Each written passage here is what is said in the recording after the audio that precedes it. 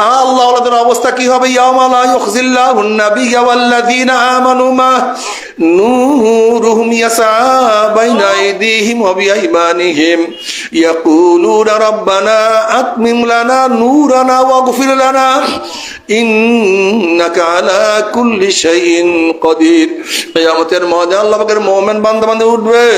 কিসের কিয়ামতের ময়দান, কিসের মিজান, কিসের পুসরাত, কোনো হুঁশ থাকবে না, বরং তাদের ডাইনে নূর, বামে নূর, সামনে নূর, পিছনে নূর, নূরের মধ্যে দৌড়ে মাওলাই কই, আমার মাওলাই কই, কি যে মজা। ফি উজুহিহিম নূর, চেহারা নূরে আলোকিত হয়ে যাবে, উজ্জ্বল হয়ে যাবে।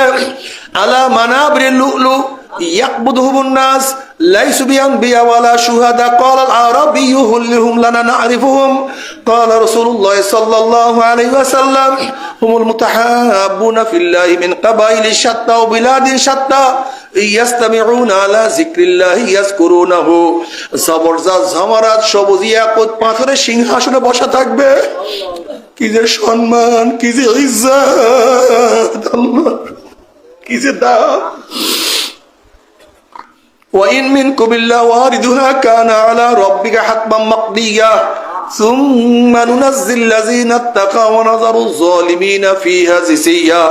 পুসরাত পাড়ি দিয়ে আমার মাওলার জান্নাতে চলে যাবে।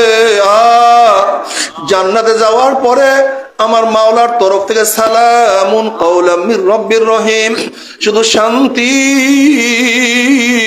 শান্তি শান্তি।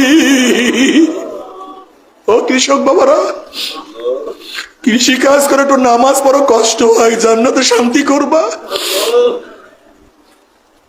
ও আমার ঠেলাওয়ালা বাবারা, আজকে দুনিয়াতে কাজ করার পরে নামাজ পড়তে একটু কষ্ট হয় দুনিয়াতে, ঠিক আছে, যখন বিদায় হবে জান্নাতে শান্তি করবা।